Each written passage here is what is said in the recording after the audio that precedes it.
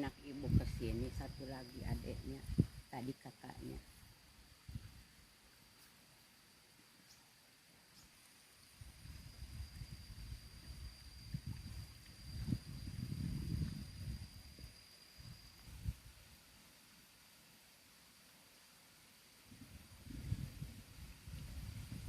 Bu, ini tuh mata air apa? Terus sejarahnya seperti apa, Bu?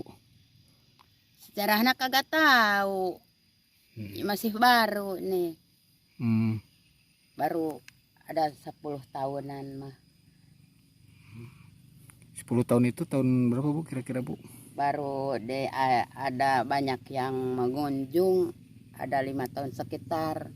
Ibu ada di YouTube foto waktu kelas 4 gitu. Oh, udah 10 tahun ini, Bu, ya adanya?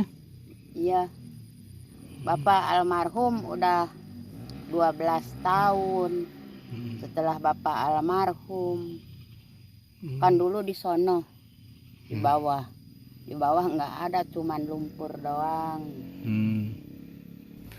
Bu, ini tuh sumbernya dari mana, Bu? Ini tuh, Bu? Kalau ini pertama yang nemukan siapa, Bu? Ya cuman ibu di sini doang. Hmm. Pan nyawa ini yang punya ibu. Oh, Ibu yang menemukan, Bu? Ya, nya digali ku ponakan-ponakan digarali. Hmm. Dalam Hmm. ini Berapa meter, Bu, ini, Bu? Dalamnya? ada 1 meter. 1 meter. Ini tuh rasanya seperti apa, Bu? Rasanya asin. Kenapa, Bu, itu asin, Bu? Dulunya nama di sana ada dusun Ciuyah asli. Hmm. Di mana, Bu? Di sono Oh, di daerah sekitar sini, Bu. lembur dulunya. Tahu zaman apa? Zaman Jepang. Kagak tahu. Ada nama Kampung Ciuyah. Kampung Ciuyah. Pan ibu orang Kampung Ciuyah. Oh, Ibu Kampung Ciuyah. Di sono. Dusun Ciuyah, desa Ciuyah. Ini pernah kering nggak, Bu? Enggak mau dikering. Nggak pernah kering ini, Bu? Enggak pernah. Selalu ada airnya, Bu? Kalau sawahnya kering, ini masih ada air terus. Masih ada air. Ini tuh mata airnya namanya apa, Bu? Mata airnya? Ya mata air asin aja. Mata air asin. Ini tuh, Bu, lokasinya di mana, Bu? Tepatnya, Bu? Masuknya wilayah mana ini tuh? Pan wilayah Sumedang. Enggak, dusunnya dusun apa? Dusun Ciuyah. Desa Ciuyah. Desana Cisarua. Cisarua. Itu Kecamatan Ciuyah.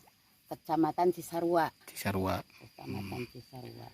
Kalau Ibu dengan siapa, Bu? Nama? Ya. Uka. Uka. Ya. Uka. Usia berapa, Bu? Usia 68. 68 tahun. Sekarang Ibu di sini bertani, Bu? Di sekitar. Tani. Tadi anak sudah pulang 2 gitu.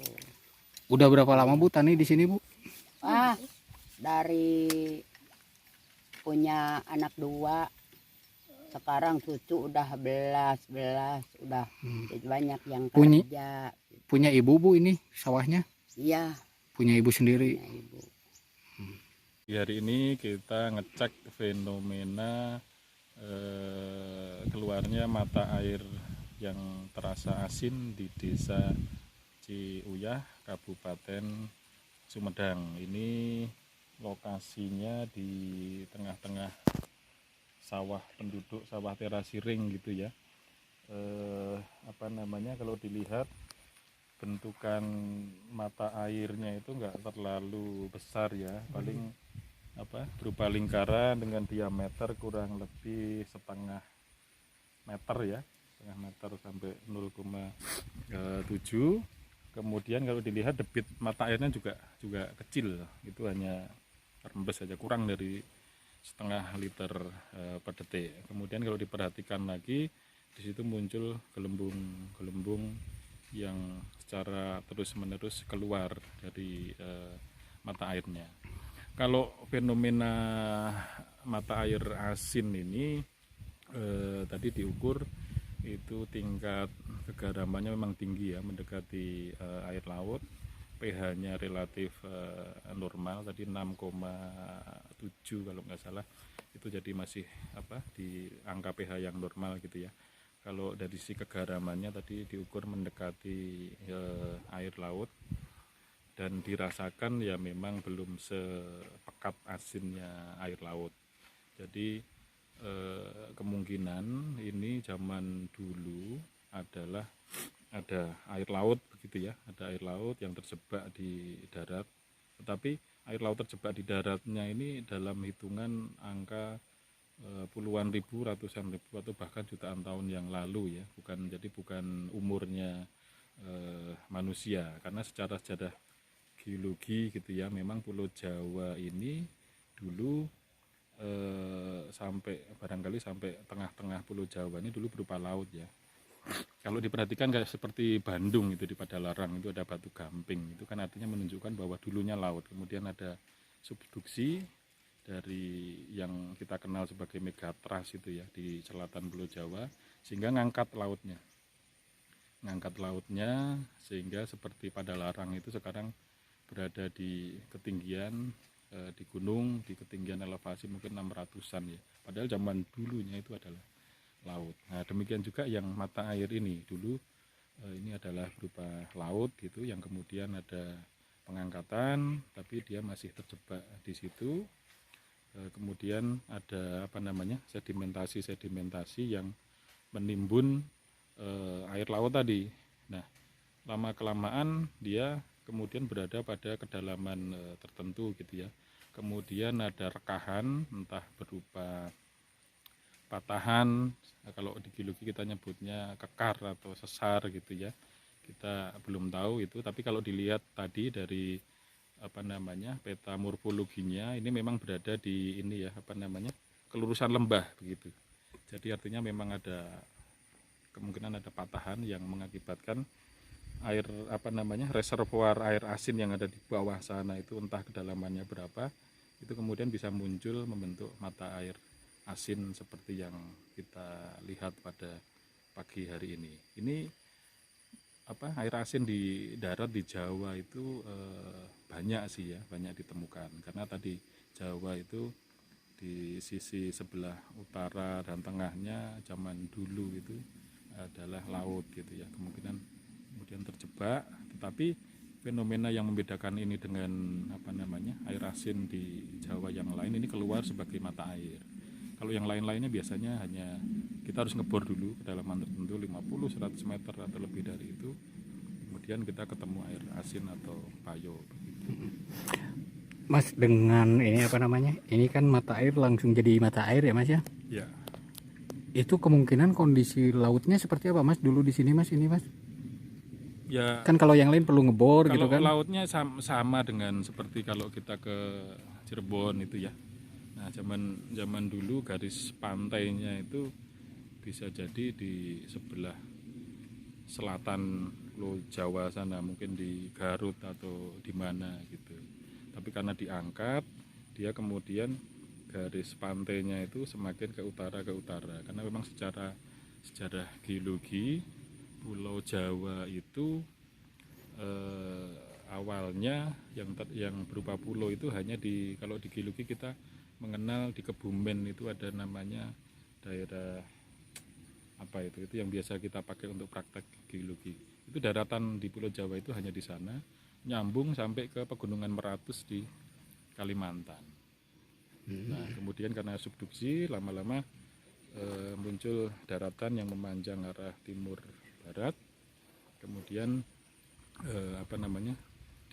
ada subduksi terus membentuk Pulau Jawa yang seperti sekarang ini gitu.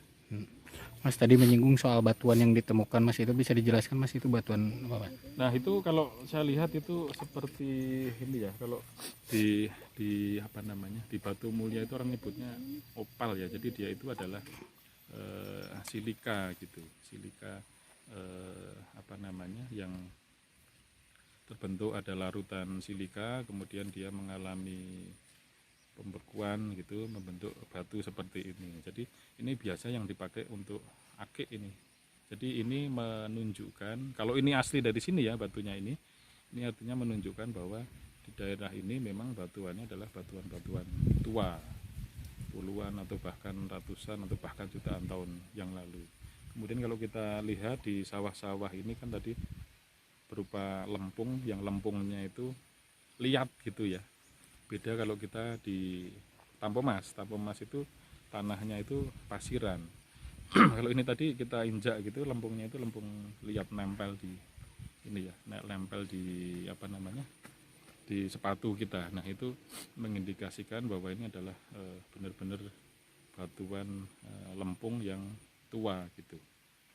Ada hubungannya dengan Gunung Tampomas mas enggak mas ini mas? Ini enggak ada. Tadi pertama dilihat dari apa namanya morfologinya, tadi sudah menunjukkan apa namanya karakteristik morfologi yang berbeda. Kalau Gunung Tampomas kan seperti kerucut gitu ya.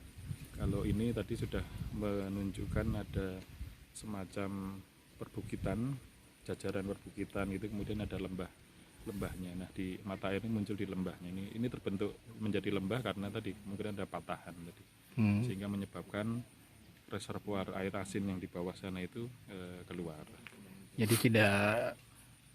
tidak ada pengaruh mata air dari misalnya dari Tampomas. Tidak gitu. Ada, karena tadi kita ukur juga suhunya normal 26,4.